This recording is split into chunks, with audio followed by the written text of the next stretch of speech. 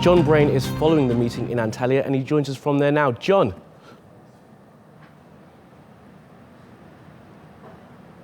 Jon, they were certainly united in what they were saying, but are we seeing unity in their actions? In a word, no, because they have such different approaches on the Syrian question. For example, Russia is carrying out airstrikes, but Britain believes those airstrikes are targeting the moderate rebels rather than Daesh. And they also have differences of opinion on what should happen with Syria as regards the leader Bashar Assad. Russia clearly sees him as part of the future, at least in the short and medium term.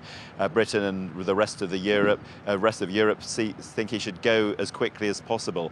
Let's speak to Tristram Sainsbury from the Lowy Institute, an economist at this summit. We've been hearing all these statements from leaders. It's all coming down to Paris, to Syria. Has this summit been completely derailed by the Paris attacks? I wouldn't call it derailed. I would certainly say, though, that the Paris incident has actually dominated the discussions, though. So the G20 has actually made statements on terrorism throughout this year. It's been making statements on terrorism since 2001 in the aftermath of 9/11 attacks.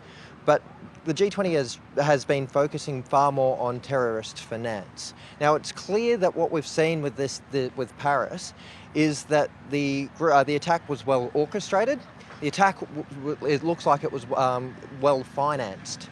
And what this means is that the G20 needs to be taking additional action. More is needed, more and better cooperation is needed in order to address not only terrorist finance, but a broader look at what what policy can actually be done to stop terrorism.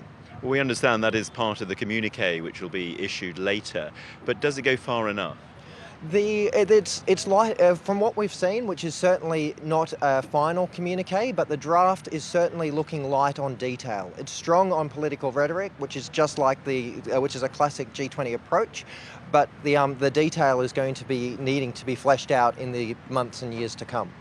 So nothing here. We won't get any concrete proposals right here, you don't think? I would be, the prospects are not great for concrete proposals. There will be a one-page statement, but that statement is unlikely to carry very specific outcomes. All these world leaders, all the millions of dollars it's cost to put on this event, does it really achieve anything, a summit like this? The G20 certainly is an important forum, and it's an important forum for international economic cooperation.